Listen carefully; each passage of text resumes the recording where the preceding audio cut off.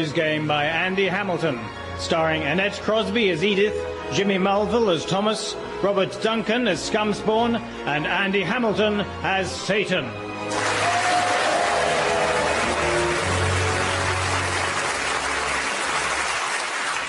Oh, Lord of Darkness, you're back. Yeah. I rejoice at your return. Yeah, calm down, Scumspawn, will you? And stop bouncing up and down. You look like an extremely ugly Davina McCall. Sorry, my prince. How was your latest visit to the world of mortals? Yep, pretty successful. Yep, I took on the guise of an advisor to Gordon Brown. Yeah, I told Gordon that he had a lovely smile and he should use it more often. That should cost him the election. Once a few babies go into shock. What's that in your claw? Oh, this is the police file on Edith's supposed suicide. Well, how did you get that? By impersonating a police officer. Sir Ian Blair, in fact. Yeah. Wasn't difficult, once I'd mastered that smile of polite bewilderment, How's Edith getting on with my biography? Oh, I'm not sure, my lord. Last I heard, she was busy shouting obscenities at Thomas. Yeah, well, that is what he's there for, I suppose. Sir, can I ask you a question about something that's been bothering me? No, it's not do crabs think that we walk sideways again, is it? I told you, I've no way of knowing it. No, sir. Sir, it's about Edith. I mean, hell is full of historians. Why choose her to write your biography? I don't know. I just think she'll do a good job because she's so unflinching. She doesn't seem scared of me. I mean, she's the only one down here who's not scared. Well, her and Boris Yeltsin, but he'll be scared once he sobers up. I mean, Scumspawn, what is that motorbike doing here? That belongs to a new arrival, sire. Yeah, I don't allow motorbikes in hell. You know that, Scumspawn. Not since Steve McQueen tried that stupid escape attempt. Oh, yes, that was ill-advised, wasn't it? Apparently someone told him that it was possible to jump from one dimension to another on a motorbike, provided you picked up enough speed. Yeah, I know. Only an actor would believe something like that, wouldn't it? So where is this motorbiking arrival then, Scumspawn? In this dungeon here, sire. Right, soon sort this. OK, Sunshine, about the motorbike. Package. Package? Yeah, package. Name is Smith. Can I use your toilet? No, you can't. We don't have toilets. Just very slippery floors. And that package is definitely not for us. What? You mean I've come to the wrong place? The wrongest place there is, yes. This isn't 11 Poland Street. Does it look like Poland Street, eh? Look out there, see? There's a man being stretched on a rack by several deformed and hideous creatures. Does that happen in Poland Street? Well, it's quite a rough area. Oh. Let me explain, my friend. You see, something happened to you.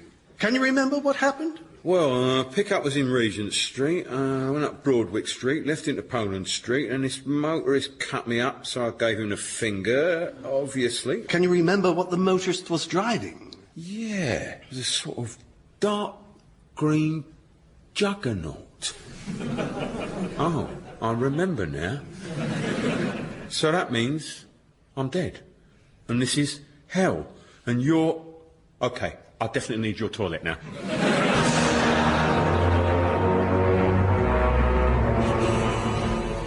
You were a terrible husband to my daughter.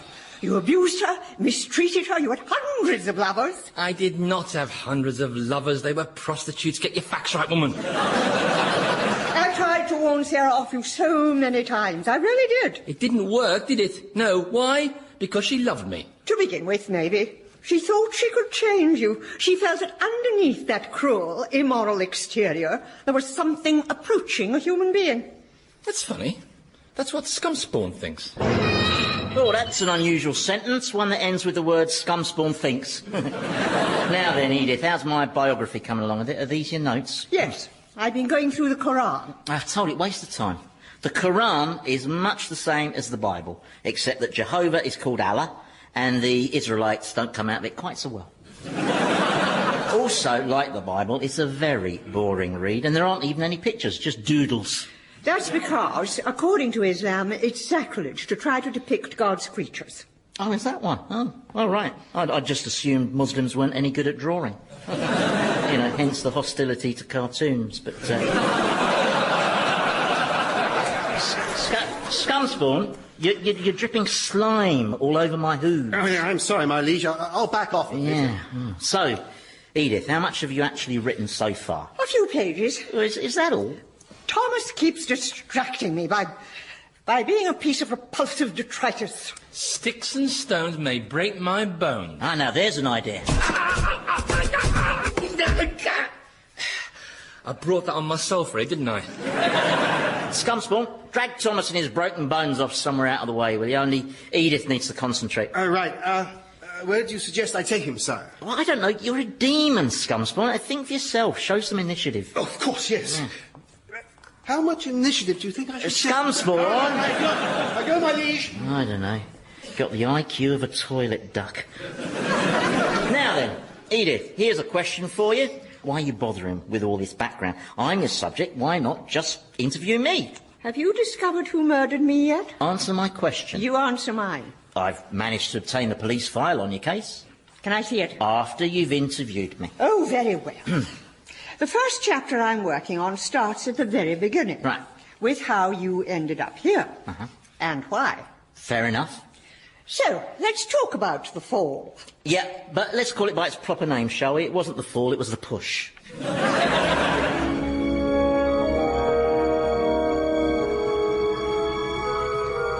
Scumspawn? I think I may have a green stick fracture where that green stick hit me. Oh, right. What's that book you're reading? Oh, it was a package that got misrouted. It's very interesting. Let's have a look. Psychiatry for dummies. Well, you're definitely the target audience, no offence. Well, I never take offence. Satan says it's the upside of being a good-natured imbecile. Right. Thomas, have you ever consulted a psychiatrist? Only when I wanted my wife committed. Sorry, wives. Well, flicking through this book, I can't help wondering if you might be suffering from some kind of mental disorder.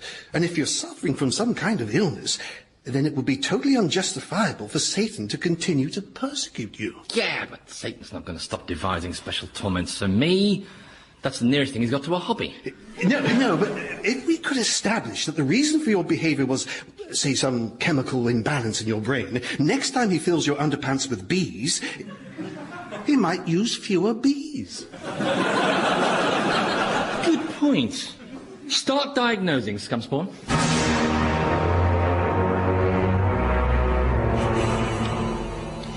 Right, so, you were originally an angel. I was not an angel. I was an archangel. Yeah. The highest grade in heaven. Senior management on the top floor where the nice carpet starts. And what did you look like? I looked beautiful. Hard to believe, looking at me now, isn't it? With the hooves and the tail and the horns. Now I look like a pantomime goat. But when I was an angel, I was stunningly beautiful. When I glided past, all you could hear was the clatter and twang of angels dropping their hearts. I mean, most angels are fairly good-looking, but I was perfect. I made the angel Gabriel look like Peter Crouch. That's why Gabriel was so jealous of me. Well, that and my being God's favourite, of course. So, you had a good relationship with the Almighty until you didn't. Yes.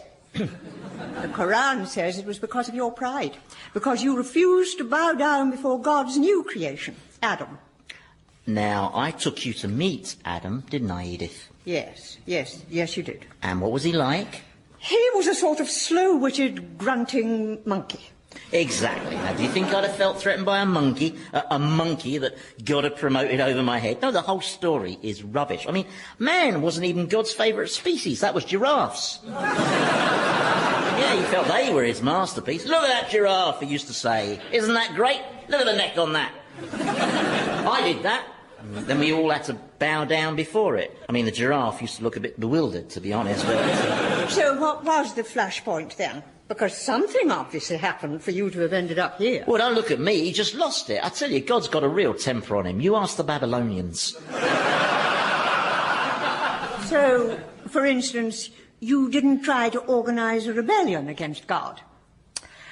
I don't like the word rebellion, Edith. It's a very simplistic term. Is that right? Yes, yeah, I don't think it's a helpful word in this context. So you didn't attempt a rebellion? No, it wasn't a rebellion. No, it was more of a top-down management restructuring. You're not writing this down? No. Why not? Because it's tosh, and I don't do tosh. I'm a serious historian. If you want someone just to write a load of self-deluding bollocks, then I suggest you wait till Mayhew-Archer dies and get him to do it. Now, tell me exactly what happened, man, in plain English.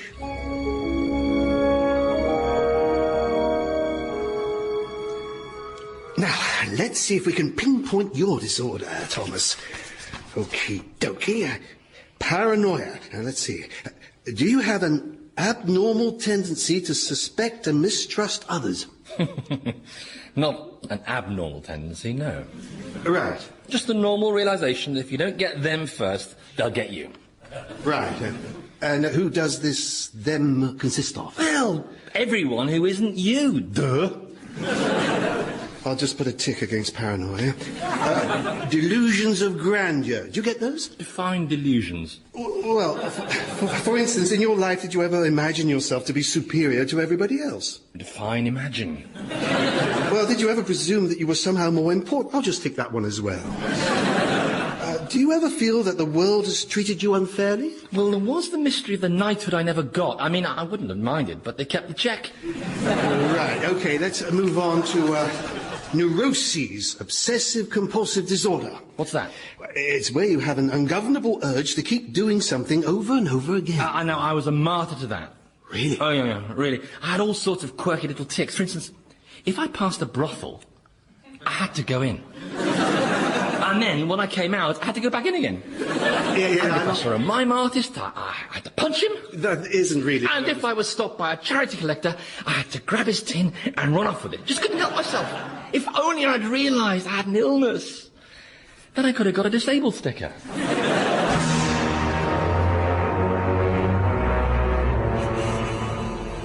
What precisely were those changes you were proposing? Well, I think I might possibly have proposed a restructuring that involved an element of delegation on the part of the Almighty, but I hadn't just plucked the idea out of thin air. Oh, no. No, I've been running several focus groups among the angels, and from those focus groups I had created a task force. Task force? Yeah, well, I called it a task force, he called it an army, but...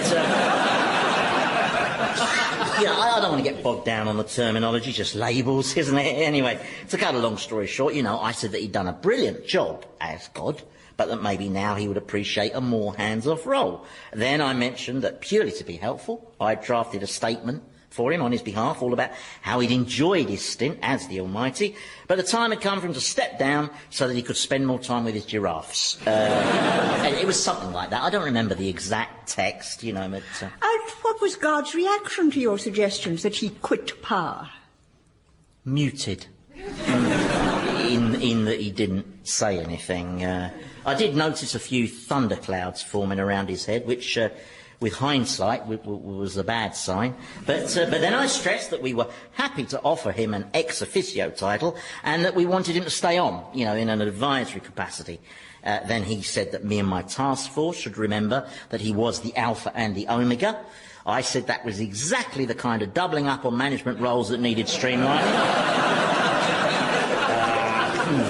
And then he said, shut it, pretty boy. I said that me and my task force felt that everyone should work together towards an orderly transition of power.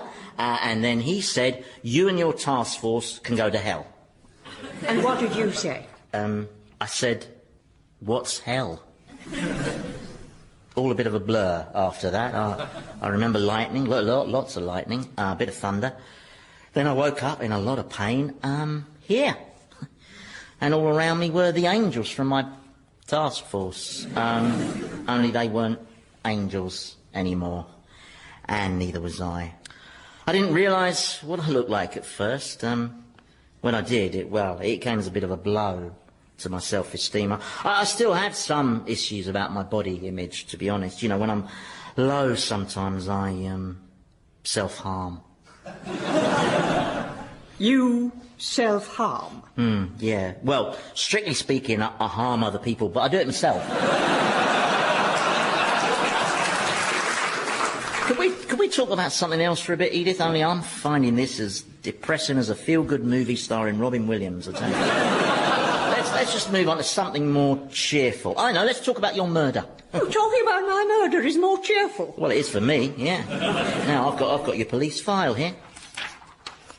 It's 1 page. Yeah, well, they had you down as a suicide, didn't they? Very low priority. But there's probably an important clue here that's staring us in the face, you know. The sort of thing that Inspector Morse would only spot after a casual remark from Lewis. You see, we need expert advisors, Edith. Oh, no. Not another think tank of murderers. Oh, no, we don't want another punch-up. You know, I still don't know where Dr. Crippen got hold of that brick. No, I'm not talking about murderers this time. No, this time I'm talking about people who know about detecting murderers.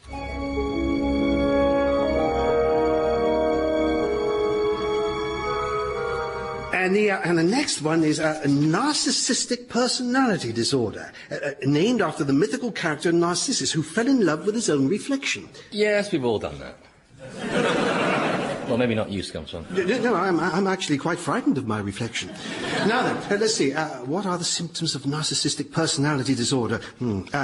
Believes self to be special, is interpersonally exploitative, lacks empathy, displays arrogant behaviour.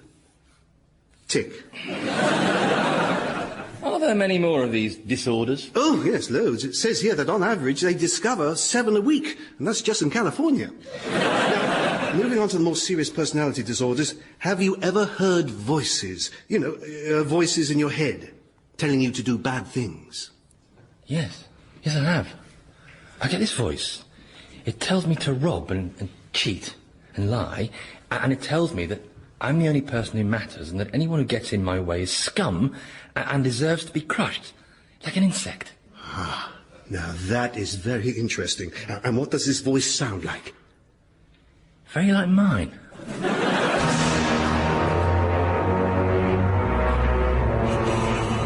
OK, Edith, here we go. To help us solve the mystery of your death, 2 razor-sharp minds who created the greatest detectives of all time. Agatha Christie and Sir Arthur Conan Doyle. Oh, gosh, I'm honoured. I'm a big fan of both of you, especially you, Sir Arthur. I read Hound of the Baskervilles 9 times. But you only paid for it the once. Yes. See, that's not fair on the author, is it? I know. I've always advocated a system of pay-per-read. And the money the libraries pay is a joke. Tell me about it. Oh, I've been going on about this. Disgrace. Are they all right? Yeah, don't worry, that's normal for writers, yes. Oi, you two. Oh, bit of focus, please. Now, you are here to solve a murder. Did the murder happen in a large country house where all the guests had received a mystery invitation? No. Then I can't help you. Oh, yes, you can, Aggie. This is right up your street, a juicy murder mystery. And you, Sir Arthur, I mean, think of the intellectual satisfaction you'd get, eh? Deploying your superb forensic mind. I mean, this could be another triumph for Sherlock Holmes. Oh, you do know he's not a real person, don't you?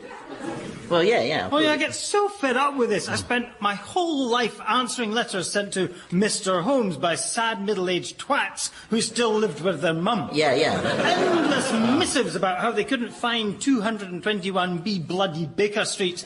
Was I sure I'd got the right address? Right, well, look, I'm not... But I hate Sherlock Holmes. That's why I killed him. Smashed him to pieces in the Reichenbach Falls. And he was supposed to have such a brilliant mind. Well, he didn't see that one coming, did he? Look, smug little creep. I think the brilliant mind we'd like to profit from belongs to the great Sir Arthur Conan Doyle. Oh, I see. Well, in that case, motive is usually the key. Did you have any enemies? Well, I didn't think I had any enemies, but being murdered has made me wonder. You can't think of anyone who would want to kill you. Only my ex-son-in-law, Thomas, and he died long before me, so that rules him out. Aye. Unless he came back as a ghost. Oh, no, here we go. Or perhaps it was some other supernatural creature. Yeah, Arthur, for the last time, there is no such thing as a supernatural creature. Now, I know that probably sounds a bit strange coming from me, but What I mean is all that spiritualism stuff you were into, you know, sprites and pixies, it's all... Well, I hesitate to use the word crap, but that's only because I can't think of anything more accurate. So let's just get back to the facts. Agreed. So you had no enemies as far as you were aware? That's right. Then perhaps you had an enemy of whom you weren't aware. Sorry? Perhaps you once had German measles and inadvertently gave it to a baby who then died and whose mother has now murdered you in revenge. Well, anything's possible. Or perhaps you had enemies, lots of them, and they all formed a queue to murder you. Oh, yeah, a queue of murderers. I expect they all had little numbered tickets. Murderer number 5, please. Well, I'm sorry, but I'm doing my best here. Usually I know who the killer is before I start out. So do I. They've no idea about the way the writer What's works. the point? Oh, yeah. All right, okay, listen, listen, I've got the police file here, okay? It's not much to go on, but have a look at it, you two, see if anything leaps out. Ah, according to this, there were some marks on the victim's arm. Inoculations. I was due to go mountain climbing in Nepal. I've been before, but the expedition was cut short after an avalanche caused by Brian Blessed telling an anecdote. Are you absolutely sure these marks were from hypodermic syringes? Perhaps they were bites from vampires. Oh, no, he's off with the fairies again. I'm telling you, I saw photographs of the fairies. Okay, that's it. Some wee girlies took them. Yeah, okay, out, back to your pits, both of you, go on. Will we get paid for our time? Out, go on, before I set that large luminous hound on you again. I'm so sorry, Edith. I thought they might be of some help, but how wrong was I? Very wrong. Yes, Edith, I wasn't asking you to quantify how wrong I was, you know. Then why ask the question? Well, it's a figure of speech. It's a thing. Oh, I'm getting a headache now. Perhaps I've got another ingrowing horn. Sire, I bring the most incredible news. Jose Mourinho's pregnant by Eddie Izzard. No, sire, it's about Thomas here. You see... You're supposed to be tormenting him, putting him through some kind of ordeal. He has been going through a kind of ordeal. Thomas has been wrestling with his demons. Yeah, I want to see him wrestling with my demons. Preferably the huge one who's got the great forearm smash, because he's got 4 arms. No, my prince, you don't understand. What I've discovered is that Thomas isn't evil. He is evil. Shut it! Please. You see, my liege, this book on psychiatry lays out all the mental disorders, and I was able to diagnose Thomas. All right, and which mental disorder has he got? All of them. All of them? That's right, I've got them all. I've got paranoia, OCD, pyromania, Asperger's syndrome, Munchausen syndrome by proxy, Asperger's syndrome by proxy, proxy syndrome by proxy, manic depression, sex addiction, psychosis, and piles. Piles isn't a psychiatric condition. No, but it doesn't help. So what you're saying, Scumspawn, is that Thomas is not and has never been responsible for his actions? Oh, of course he's responsible. No, Edith. Scumspawn should know he's got the book. Boy, do I feel stupid. I'm so sorry, Thomas. All this time I've been labouring under the misapprehension that you were someone who knew the difference between right and wrong, but just felt that none of it applied to you. How could I have got things so wrong? I'm embarrassed, frankly. Don't be. It was an easy mistake to make. I'd probably have done the same in your hooves. Well, that's very gracious of you, yeah. So, Scumspawn, does the book describe any treatments that might help poor Thomas conquer his affliction? There's treatments in here. Adaptations of diet, drug regimes, cognitive therapy. Isn't there one that involves electricity? Here it is. Electroconvulsive therapy, where an electric current is passed through the patient's body. What, like this? How on earth do you do that? Oh, I can generate several thousand volts with just my body, yeah. Comes in very handy. And as a bonus, I never get pestered by cold callers asking if I'm happy with my electricity supply. Scumspawn, I'll have words about this later. Words, my liege? Yes, loud, rude ones. Now, in the meantime, take Thomas and his smoking orifices somewhere that isn't near me. Yes, my prince. Come on, Thomas. That didn't go quite as well as we'd hoped, did it? No, it didn't. Oh, I don't know. I'm so sorry you had to witness all that, Edith. Don't be. I enjoyed it. Now, can we get back to the police file on my death? Oh, all right, yeah. Any sign of forced entry? No. Any footprints? No mention of any. Any marks on my body? No, just the 3 inoculation marks. What? I had 2 inoculations.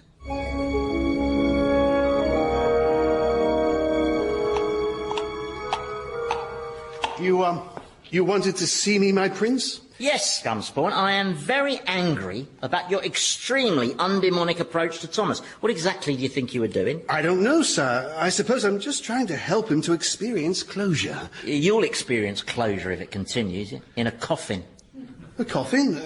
I was under the impression that I was immortal. I didn't say you'd be dead. I am so disappointed in you. Very disappointed. Stop crying, Scumspawn. That's not very demon-like either, is it? I just got a bit of cinder in my eye. Come on. You've got snot coming out your nose now. And your ears. And your navel. Sorry, that happens when I'm stressed. Right.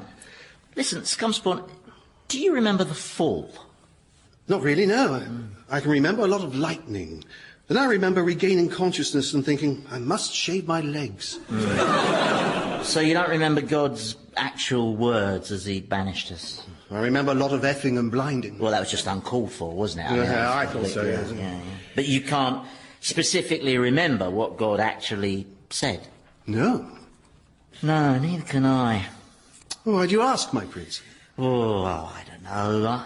I was just wondering if this arrangement, with us down here punishing wrongdoers, might eventually be drawn to a close, and whether we might, once we've served our time, might get to go back to heaven and be angels again. Oh, that'd be nice. Yes. Oh, I liked heaven. I particularly enjoyed the table tennis. Yeah, you were good. Oh, yeah, that backhand. Penhold grip. Well, you were a beautiful angel. Yes, I was. I blew it, didn't I? Sorry. Well, don't feel bad, sire. Perhaps you couldn't help yourself. It might have been a mental disorder. Oh, for God's sake. No, I mean, wanting to replace God definitely qualifies as a delusion of grandeur. And you were quite narcissistic, and it was quite compulsive. So you weren't joking about the coffin, then?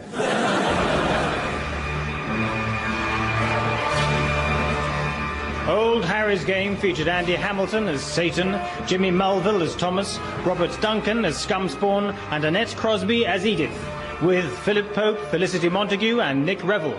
The programme was written by Andy Hamilton and produced by Paul Mayhew-Archer.